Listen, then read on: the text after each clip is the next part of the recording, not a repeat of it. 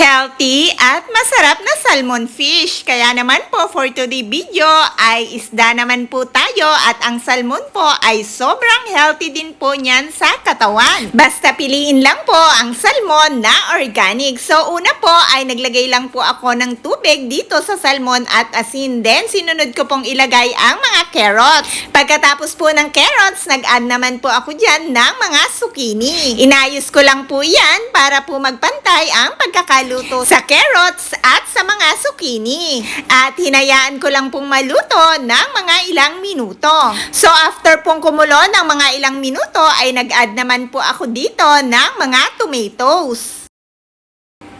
So, tatakpan ko lang po ito para po maluto ng maayos ang mga zucchini. After po mga ilang minuto, ay nag-add po ako dito ng mga leek. Then, hayaan ko pa rin pong kumulo para maluto din po itong mga leek na ini-add ko dito.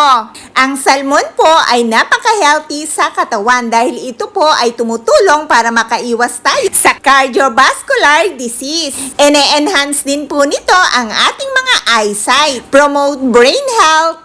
Bakit nga po ba pinopromote nito ang ating brain health? Dahil may high level po ito ng DHA, vitamin A, and vitamin D. Meron din po itong selenium na nagbuboost po sa ating brain health. At may function supplement din po ito containing these compounds are known to improve cognition and learning skills. At meron din pong protina ang salmon na isda at napakaganda po nito sa ating mga balat. At kung ikaw po ay nagda-diet, ito po ay tamang-tama sa iyo, matutulungan ka po niyan talagang pumayat. At meron din po itong healthy mineral at binuboost din po niyan ang ating mga immunity. May cure cancer at source po iyan ng protein at may contain po iyan ng astaxanthin, joint health at mayaman po iyan sa omega-3 at tumutulong din po iyan ma-prevent ang inflammation. At tumutulong sa ating buto, may potassium, vitamin B12 at meron din po yan antioxidant at tumutulong din po ang salmon fish para po mabawasan ang pagkakaroon natin ng risk na magkaroon ng heart disease. Kaya naman po, napaka-healthy po ng isda na salmon. At bukod pa nga po sa healthy, ang salmon po ay talaga pong napakasarap. Kahit ano pong luto ang gawin mo dyan ay talagang napakasarap at napakalinamnam po talaga. Kaya po ang salmon ay isa sa aking favorite.